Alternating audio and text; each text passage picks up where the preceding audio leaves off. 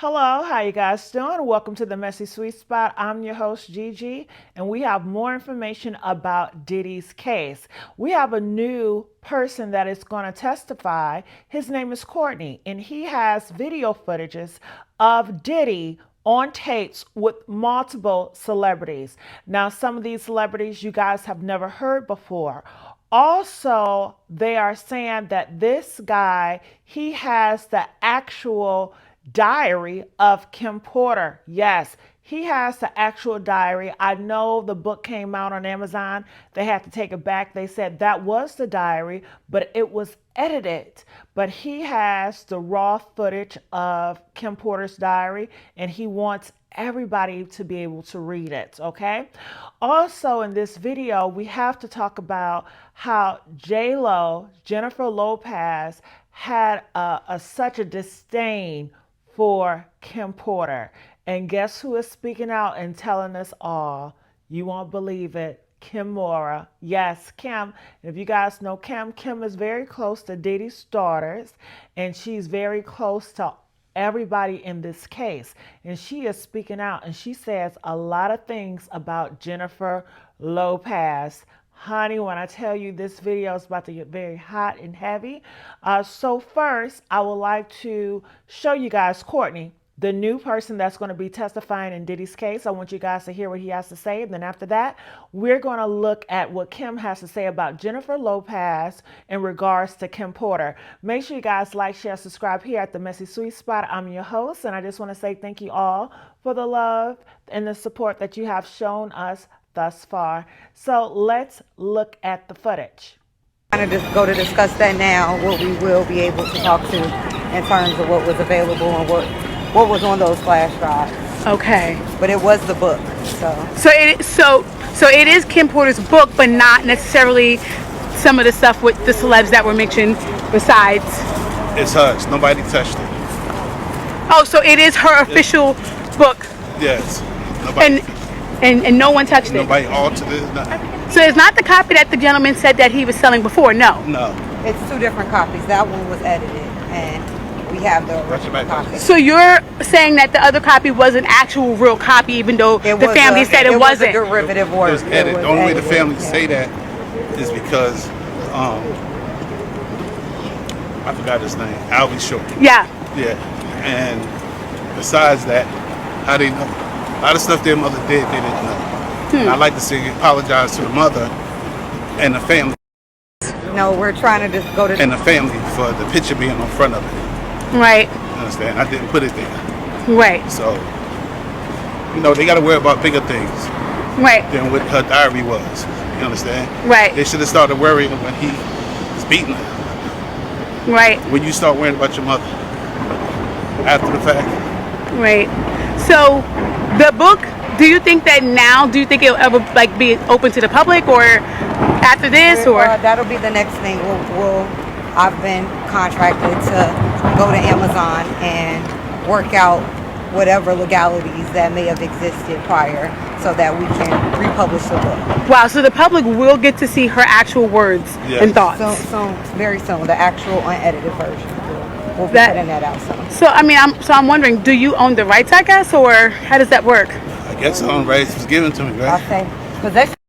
And the family for. Been in contact with you? I did watch your YouTube interview. I saw as of 2 weeks ago they haven't been in contact with you. What about today? Yes. So they have been in contact with you. Is that why you're here today? Yes. Okay. Homeland Security. Oh wow. So were you surprised, or was that the call that you were kind of waiting for? Surprise. Oh. Do you feel like the interview had anything to do with it, or? Yes. Yeah. How do you know Sean Combs? Generation. Frank Lucas was my godfather and his father, and then we both was in the music business for 30 years together. So you personally know him? Not who? No, who personally? Sean Combs. Not personally. But you know of him. He knows I know of you. Him, yeah. I used to be in Tupac, Hussein Fatal. He stopped a lot of my music. A lot of other people who didn't care about him. You understand? It's not around today. Right. So Stewart from Def Jam Records. Been in contact with you. I did watch your YouTube interview. You made a lot of allegations, right?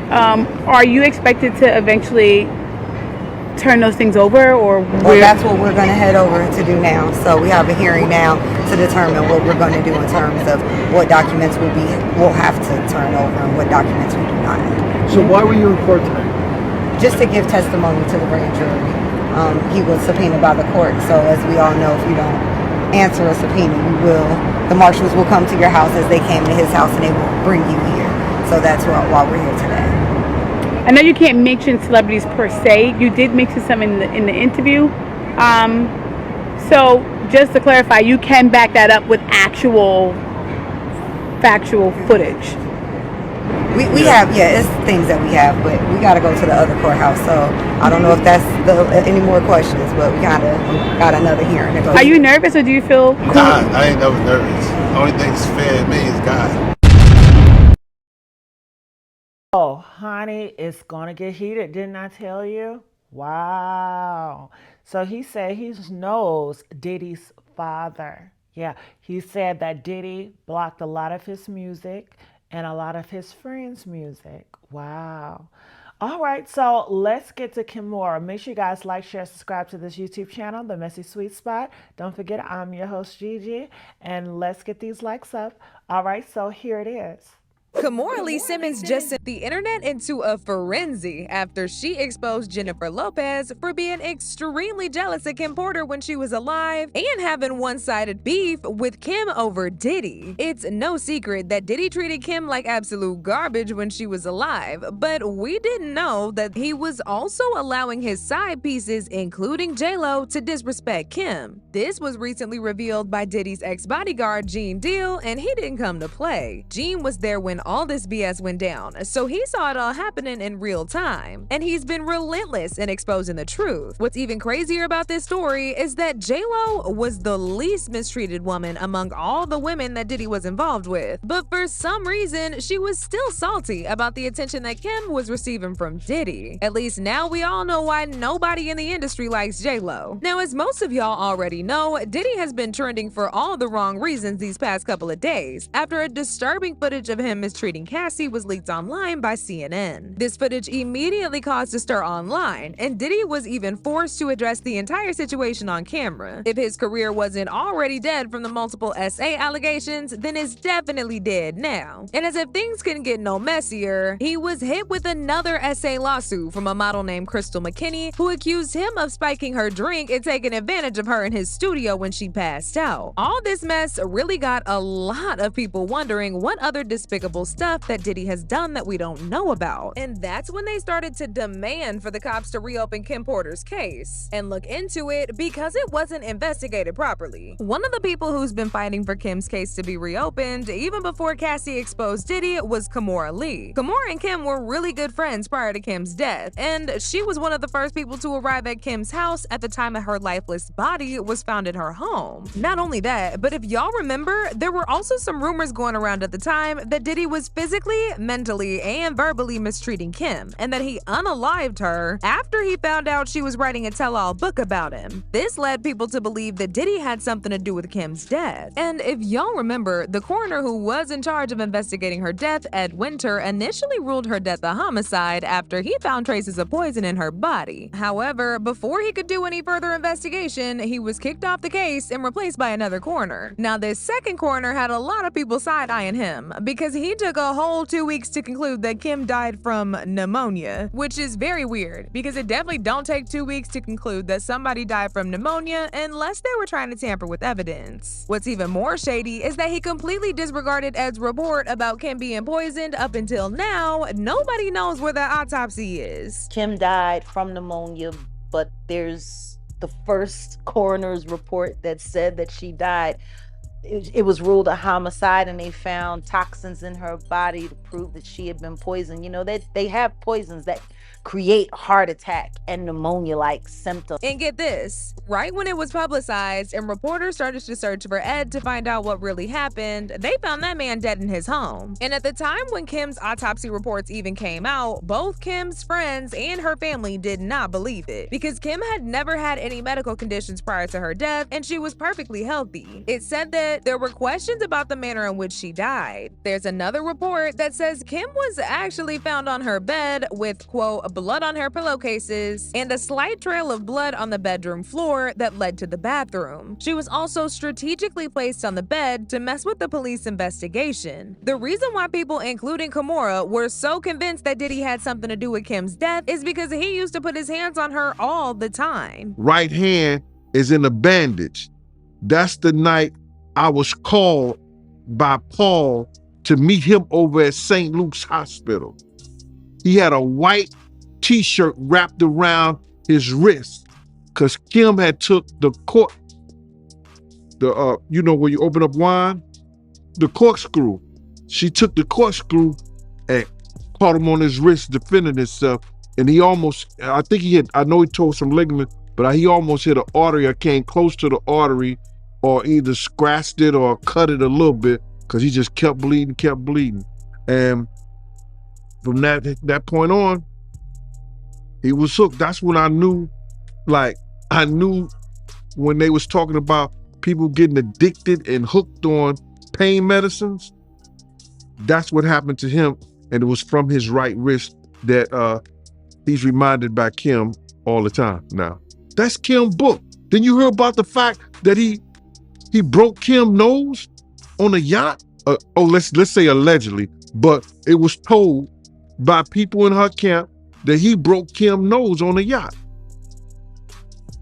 So Cassie's story is Kim's story. But even aside from Diddy mistreating Kim, and literally every other woman in his life, he also mistreated Kimora. This got revealed after an old interview resurfaced of Kim putting Diddy on blast for physically attacking her while she was heavily pregnant. The article read, "There was a nasty cloudburst when Kimora said something to Combs and he threatened to hit her. Kimora confirmed this during the interview when she said, 'And I was pregnant,' the moron." Not only that, but people also speculated that Diddy was trying to take Kimora out as well after her house suddenly caught on fire just days after she publicly showed her support for Cassie, suing Diddy, and opened the portal for more of his victims to come out. At the time that Cassie filed her lawsuit, Kimora shared a very cryptic post to her IG story along with a heart emoji saying, "As you sow, so you shall reap." And many people assumed the remark was about Diddy. In a follow-up post, Kimora wrote that she was starting a girl gang consisting of women who are aggressive in their support for other women, and she asked everyone if they wanted to volunteer, and she also posted a throwback photo of Kim Porter with a heart emoji. However, not too long after this, Kimora revealed that her and her family were almost unalived in a fire in their home when she posted some really disturbing pictures of firefighters trying to put out the fire with the caption, "My house caught fire, the kids and I are all fine. I cannot express enough my deepest gratitude to the numerous battalions, ladders, and units that attended to us for many hours today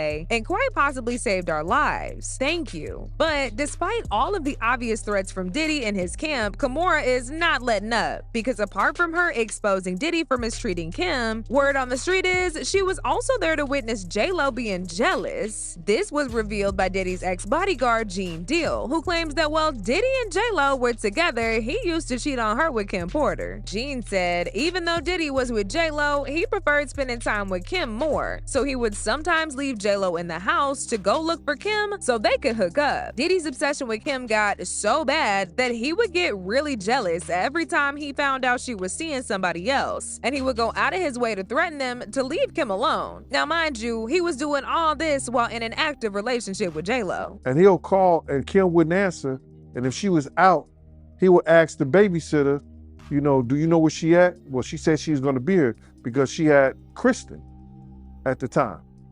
You know what I mean? So now we go on where Kim is at. And if she was with somebody, he made it very uncomfortable for that person to be with, using the bodyguard. And while Jennifer was upstairs, he was down there getting a fillet from her. Did she ever find out? She know now. And you said the female name was Karen? Yeah, Superhead. Oh, okay, Corinne Stephens. You got to say the full name, man. Yeah, I thought it was her. It was clear as day that despite all the mistreatment, he still had his eyes fixed on Kim. And as expected, this started to make JLo jealous. She saw Diddy going in and out of the house real late at night, and she knew exactly what was going on, so she decided to interrogate Diddy's staff to get information out on them. According to one of those staff members, Gene Deal, JLo tried to manipulate him into spilling the tea about Diddy's hookup sessions with Kim because she was jealous, but he refused to tell her because he owed loyalty to Diddy at the time. He had access to Kim, no matter if he was with her or not, all the time. He never lost access to Kim. He never gave Kim up, or Kim never stopped dealing with him, and she had open door policy with him at all times. Really? Yeah. Huh. Even when he was with JLo. Really? Did JLo know that? I don't think she knew that because she tried to get it out of me one night, and I wouldn't tell her. How she tried to get it out, Drew? You know, she said, Gene, whoever takes care of me, I take care of them. And I said, Ms. Lopez, I am not liberty to say anything about Mr. Combs and his business. And that was it. You are a loyal one. So you are a loyal one. She tried it though. She was like, cause you know. No, it's unclear if JLo ever confronted Kim about how salty she was feeling about Diddy spending more time with her. But one thing's for sure is that JLo was definitely feeling some type of way about Kim. As usual, people had their own thoughts about this. Like this person who said, P. Diddy did not treat Miss Lopez the way he treated Misa, Kim Porter, Cassie, Gina, all his other women and side women. JLo was a star, and P. Diddy helped her become an even bigger star. All P. Diddy girlfriends were on his payroll, so they were employees of his many companies and corporations, except JLo. Another person said, JLo has been passed around in the circle of Hollywood. Her and Ben Affleck are just alike, LOL. That mama of hers is controlling, shakes my head. But now I want to know your thoughts. What do y'all think about JLo being jealous of Kim? And Honey, it is a lot of tea that's going on. What do you guys think? It's so many moving parts. That has a lot to do with Diddy, Kim Porter, Jennifer Lopez. I mean, this train just keeps on coming with new people entering it every single day. So I look forward to seeing you guys next time here at the Messy Sweet Spot. Make sure you guys like, share, and subscribe here. And I'll see you guys on another video. Bye.